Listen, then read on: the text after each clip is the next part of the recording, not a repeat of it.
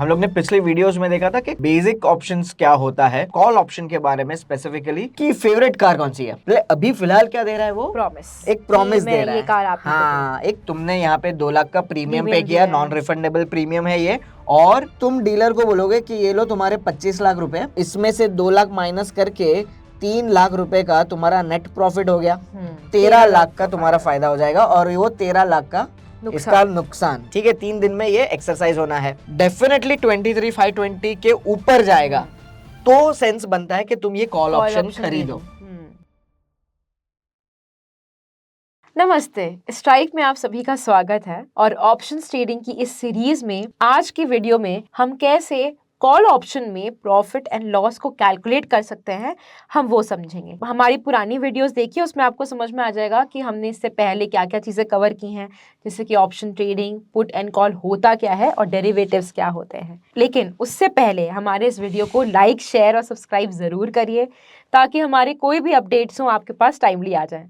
तो आज की इस वीडियो को हम शुरू करते हैं। Great, fantastic. So my friends, हम लोग ने पिछले वीडियोस में देखा था कि बेसिक ऑप्शंस क्या होता है, और इस वीडियो में हम लोग थोड़ा सा और डीपर जाएंगे, कॉल ऑप्शन के बारे में स्पेसिफिकली और ज्यादा सीखेंगे, और उससे ऑप्शन बायर्स को या सेलर्स को प्रॉफिट एंड लॉस कैसे होता है तो वो हम लोग जानेंगे। ठीक है, सो रेडी निमिषा? ग्रेट। तो मान लो निमिषा, चलो आपकी फेवरेट कार कौन सी है? थार। ओके, सो थार की वैल्यू कुछ अराउंड 25 लाख के आसपास होगी, टॉप एंड मॉडल। तो मान लो ये आप हो यहाँ पे निमिषा, और यहाँ पे थार का डीलर है। ठीक है, तो तुम जाओगे डीलर के पास, बोलोगे कि मुझे महिंद्रा थार चाहिए, तो डीलर ऐसे ही दे देगा, हाँ ले लो। नहीं, ऑफ कोर्स पैसे तो मांगेगा ही, लेकिन अगर आप पैसे भी होते हैं, कैश डाउन भी देते हैं, तो भी जनरली अगर कोई अच्छी कार होती है तो वो रेडीली अवेलेबल नहीं होती है। वो क्या बोलेगा कि मैडम आप 3 महीने के बाद आ जाओ। ओके, तो 3 महीने के बाद तुम ऐसे ही थोड़ी निकलोगे। अभी 3 महीने के बाद गए और फिर बोले कि वापस और 3 महीने के बाद आओ, तो तुमको क्या चाहिए? तुमको 3 महीने में जितना जल्दी हो सके उतना तुमको वो कार चाहिए। तो तुम क्या करोगी कि ठीक है मैं आऊंगी, लेकिन तुमको मुझे एक प्रॉमिस देना पड़ेगा कि तुम 3 महीने के बाद मुझे डेफिनेटली ये दोगी ही दोगी। राइट। सो निमिषा, तुम क्या करती हो कि कार की वैल्यू जो है, ठीक है, यहाँ पे मैं कार की वैल्यू लिख देता हूँ 25 लाख।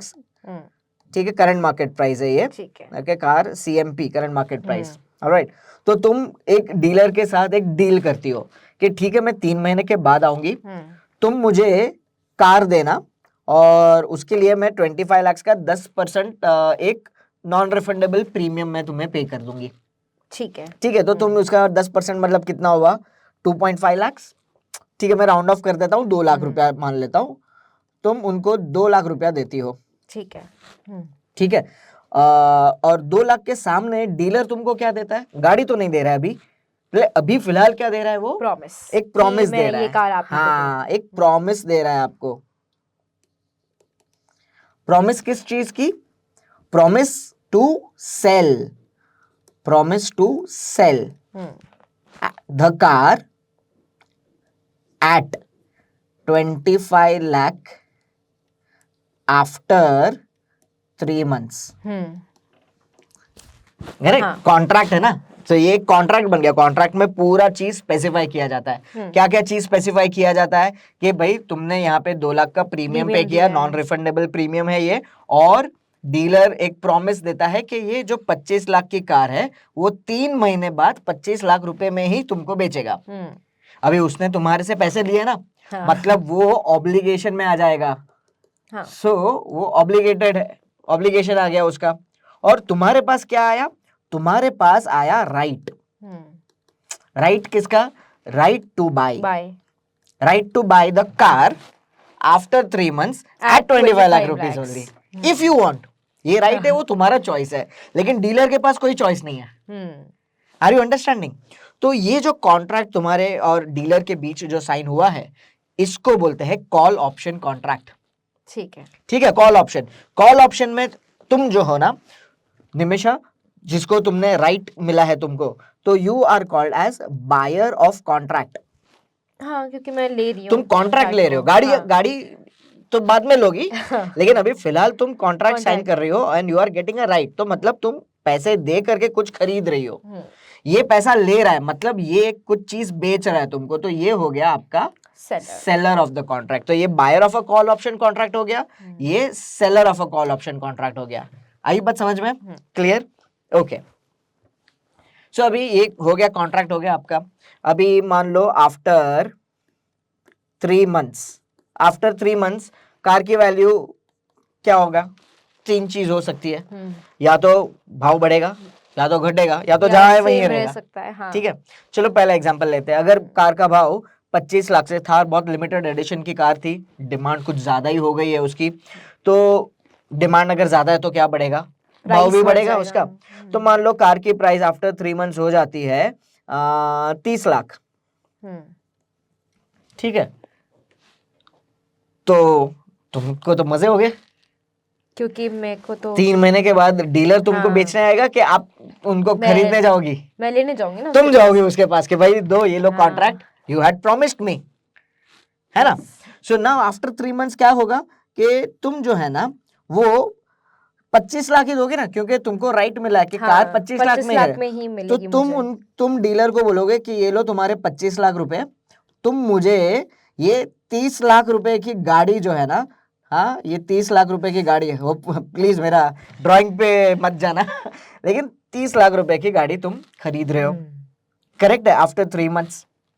हाँ। सो अभी क्या होगा, इससे तुम्हारा फायदा हुआ यहाँ पे। हाँ। कितना फायदा हुआ कि तुमने 30 लाख की गाड़ी मिली, 25 सामने खाली 25 लाख रुपए दिए, तो तुम्हारा 5 लाख का फायदा हो गया यहाँ पे। हाँ। लेकिन तुमने पहले कॉन्ट्रैक्ट साइन करते वक्त 2 लाख रुपया प्रीमियम दिया था ना, तो इसमें से 2 लाख माइनस करके 3 लाख रुपए का तुम्हारा नेट प्रॉफिट हो गया, करेक्ट और नॉट? हाँ। अभी सिमिलरली ये तुम्हारा प्रॉफिट हो गया। अभी डीलर का भी प्रॉफिट एंड लॉस एक बार देख लेते हैं क्या होता है।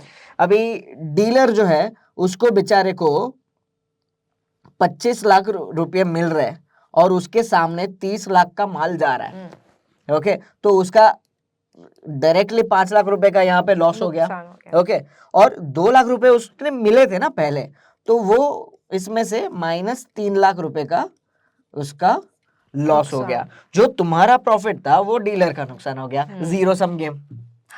आई बात समझ में?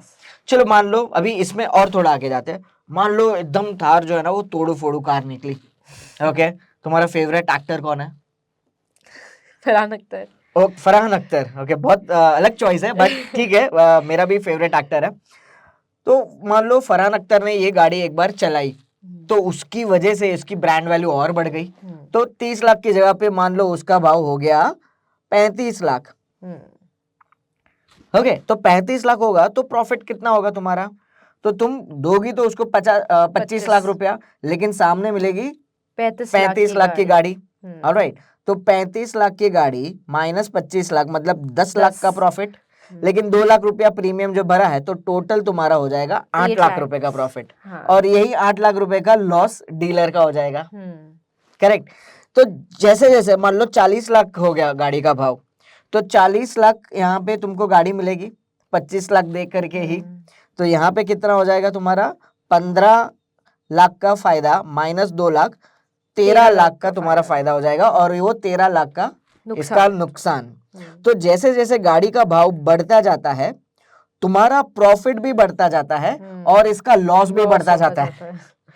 हाँ। आई बात समझ में? मतलब कॉल ऑप्शन बायर जो है ना, call option buyer enjoys a potential unlimited profit.